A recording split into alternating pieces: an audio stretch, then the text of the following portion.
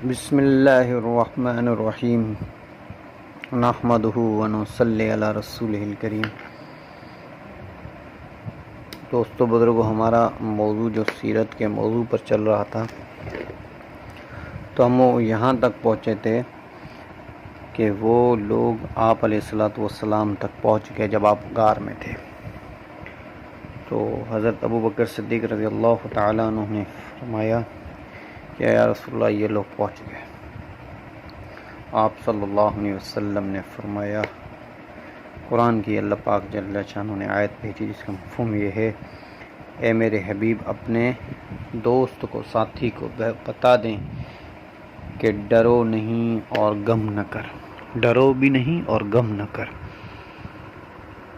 پھر اللہ جل شانہ نے یہ کام بھی حضرت ابو بکر صدیق رضی اللہ تعالیٰ عنہ کے گھرانے سے لیا۔ 3 دن اور 3 راتیں آپ وہاں پہ ٹھہرے ہوئے تھے۔ تو حضرت ابی بن ابو بکر رضی اللہ تعالیٰ عنہ وہ آپ کو خبریں لا کے دیتے تھے، اور حضرت عامر بن فعیرہ جو تھے آپ کے غلام تھے، وہ بکریوں کا دودھ بھی لا کے دیتے تھے اور آپ کے نشانوں کو بھی مٹا دیتے تھے۔ حضرت اسماء رضی اللہ تعالی عنہا آپ کو کھانا پہنچا دیتی تھی، عامر بن فعیرہ تک کھانا پہنچا دیتی تھی، پھر عامر بن فعیرہ جو تھے وہ آپ تک کھانا پہنچا دیتے تھے۔ تو اللہ جل شانہ نے یہ کام بھی حضرت ابو بکر صدیق رضی اللہ تعالیٰ عنہ کے خاندان سے لیا۔ اس کے بعد کہ ایک واقعہ ہے، اتنی تصدیق شدہ واقعہ نہیں ہے وہ، کہ آپ علیہ الصلوۃ والسلام سوئے ہوئے تھے، تو حضرت ابو بکر صدیق رضی اللہ تعالیٰ عنہ کی گود میں تو ایک جو پہاڑ میں ایک سوراخ تھا جہاں پہ حضرت ابو بکر صدیق رضی اللہ تعالیٰ نے اپنی پنڈلی کو رکھ دیا۔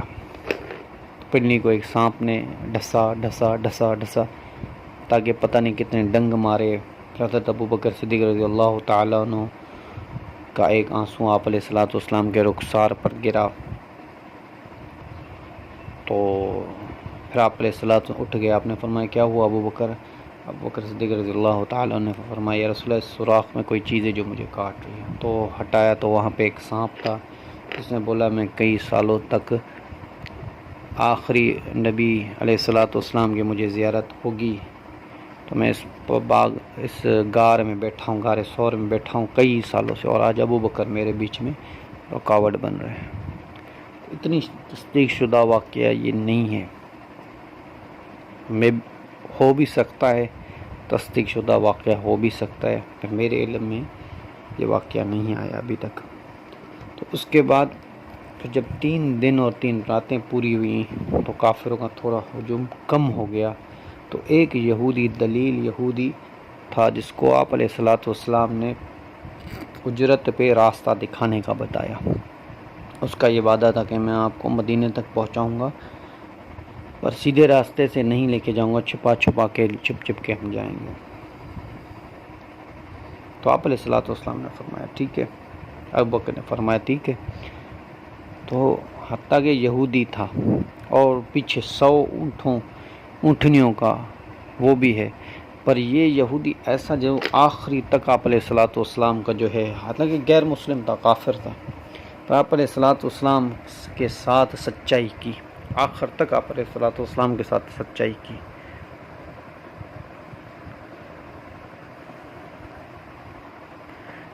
پھر جب غار سے نیچے آپ علیہ الصلوۃ والسلام اترے اور مکے کا وہ راستہ سامنے آ گیا جہاں سے مکے کا راستہ سیدھا پڑتا ہے، کعبے کا راستہ، تو آپ علیہ الصلوۃ والسلام رونے لگے۔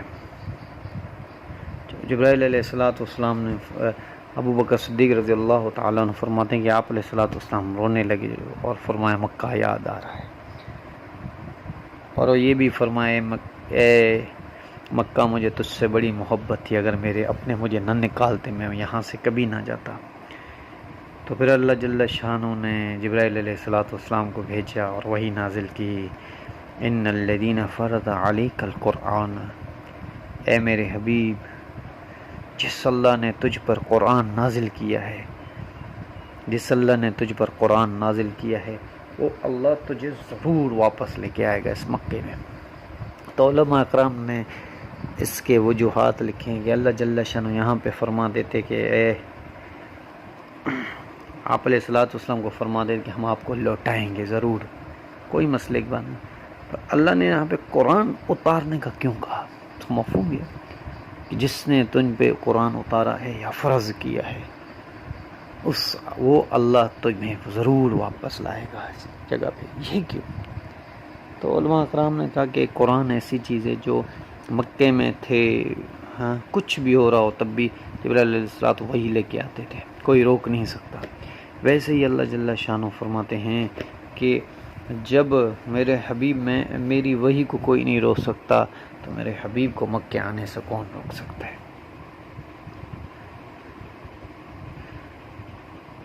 تو اللہ جل شانہ نے اپنے حبیب سے فرمایا۔ پھر آپ علیہ السلام جب تھوڑے سے اور آگے گئے، تھوڑے سے اور آگے چھپتے چھپاتے ہوئے گئے، اور جس راستے سے آپ علیہ السلام گزرے اس راستے کو اللہ جل شانہ نے مہکتا کر دیا آج تک۔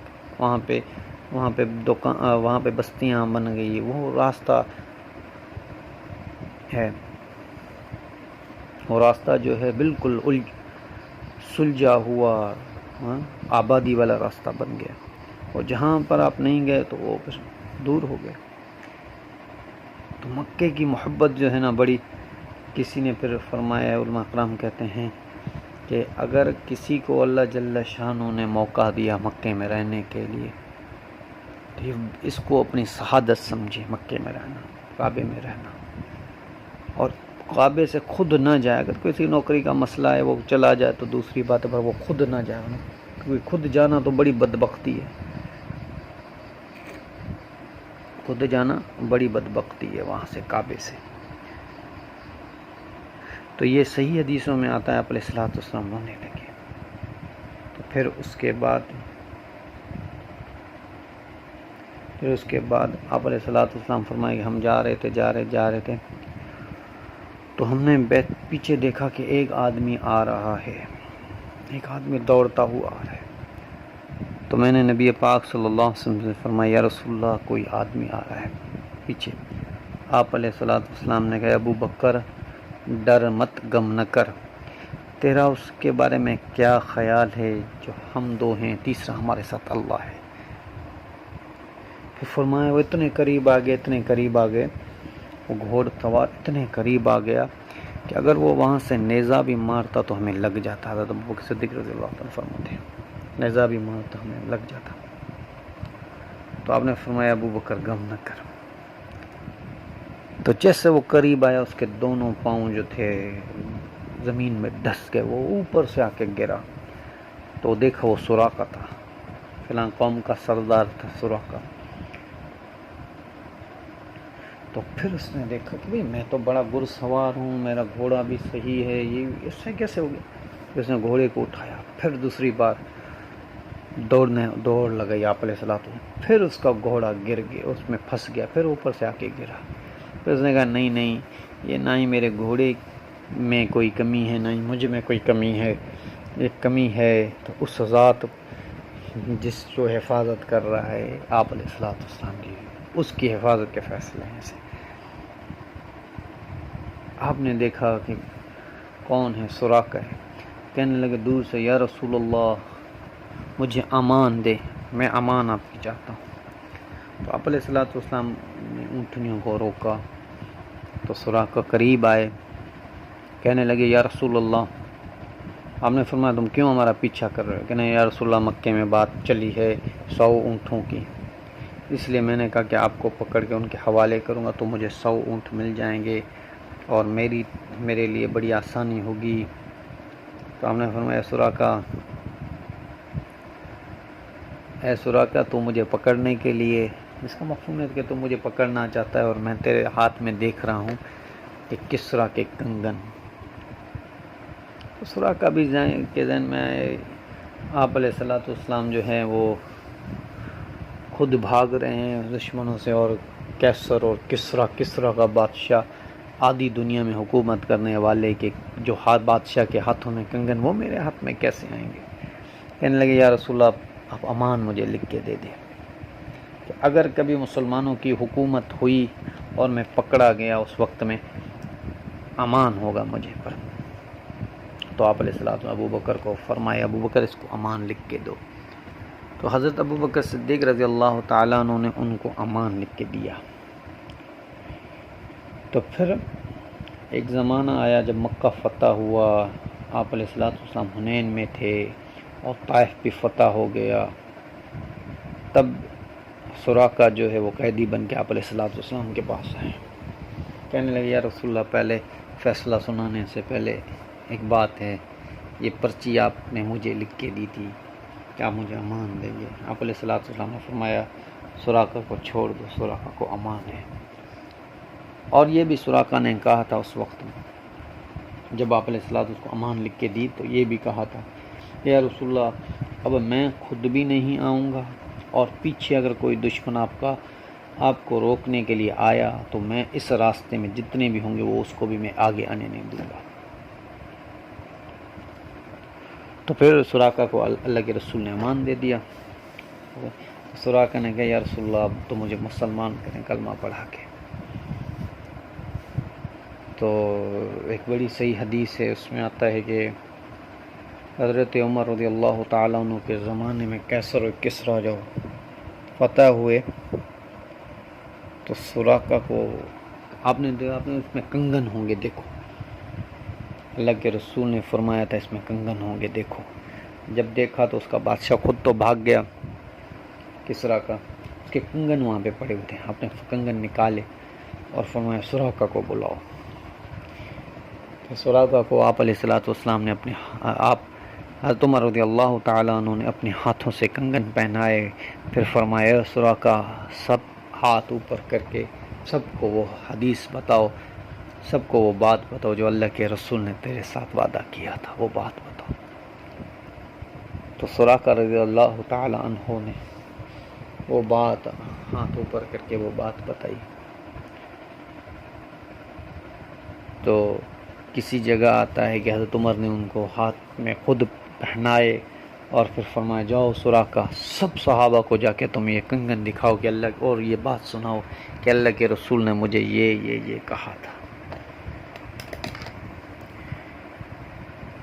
تو آگے پھر جب سراقہ چلے گئے، پھر آپ علیہ الصلوۃ والسلام آگے چلے. اب یہاں پہ آپ کا پانی بھی ختم ہو گیا ہے، آپ کے پاس جو کھانا تھا وہ بھی ختم ہو گیا، کئی دن سے چل رہے تھے. تو زندگی رہے گی تو بات چلتی رہے گی انشاءاللہ سیرت کے موضوع پر. وما علینا الا البلاغ.